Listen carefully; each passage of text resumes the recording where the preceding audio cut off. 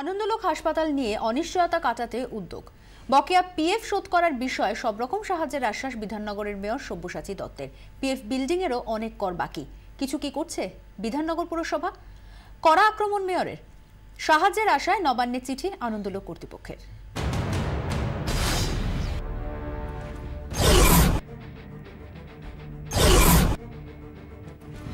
বকেয়া পিএফ নিয়ে যত জট, কোপ চিকিৎসায়। বড়সড় ফাইনের খাড়া নেমে আসায় চাপে পড়ে হাসপাতালই বন্ধের সিদ্ধান্ত আনন্দলোক কর্তৃপক্ষের। রাজ্যে 12টি শাখা রয়েছে আনন্দলোক হাসপাতালের, সবকটি শাখাই বন্ধ করে দেওয়ার সিদ্ধান্ত নেয় কর্তৃপক্ষ। মঙ্গলবার সকালেই তড়িঘড়ি হাসপাতালে যান মেয়র সব্যসাচী দত্ত।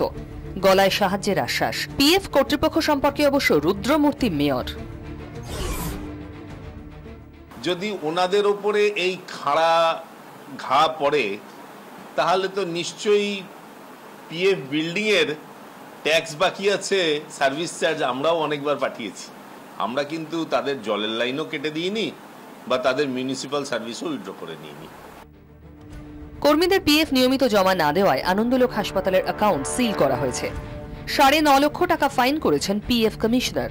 হাসপাতাল কর্তৃপক্ষের দাবি, তারা একটি সেবামূলক প্রতিষ্ঠান চালান, টাকার যোগান অনুযায়ী কর্মীদের বেতন দেওয়া হয়, সেজন্যই পিএফ জমার বিষয়টিও অনিয়মিত। আপনি আমার জেলে পড়িয়ে দিন if I M A defaulter.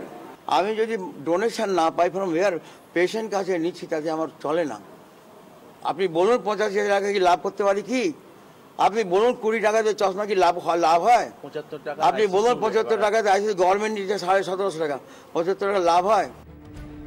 নতুন করে রোগী ভর্তি এদিন হয়নি সল্টলেকের আনন্দলোকে, তবে যারা ভর্তি ছিলেন তাদের চিকিৎসা চলছে। অন্য হাসপাতালের সঙ্গে যোগাযোগ করে রোগী স্থানান্তরের প্রক্রিয়াও শুরু হয়ে যায়। আর্থিক সমস্যার কথা জানিয়ে রাজ্য সরকারের সঙ্গে যোগাযোগ করেছে আনন্দলোক হাসপাতাল। নবান্নে 2টো চিঠিও পাঠানো হয়েছে। আর্থিক সাহায্যের জন্য বিধাননগরের শিল্পপতি থেকে বিশিষ্ট আবাসিকদের সঙ্গে কথা বলেছেন বিধাননগরের মেয়র। ব্যক্তিগত স্তরেও সাহায্যের আশ্বাস দিয়েছেন তিনি। এই টাকাটা জোগাড় হয়ে যাবে, কিন্তু কেউ যদি ভাবেন যে রোজ রোজ এই জিনিস করবেন, সে যে দপ্তরই হোক, না করাই বাঞ্ছনীয়।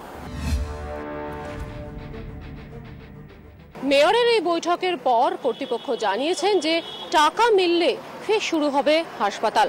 ফলে যে সমস্ত রোগীর পরিজনরা এখনো পর্যন্ত কম পয়সায় বেসরকারি এই ধরনের পরিষেবা পেতে চান, তারা কিছুটা হলেও আশার আলো দেখছেন। 24 ঘন্টার জন্য ক্যামেরায় মিন্টু বসাকের সঙ্গে নান্টু হাজরা, শ্রাবন্তী সাহার রিপোর্ট, কলকাতা।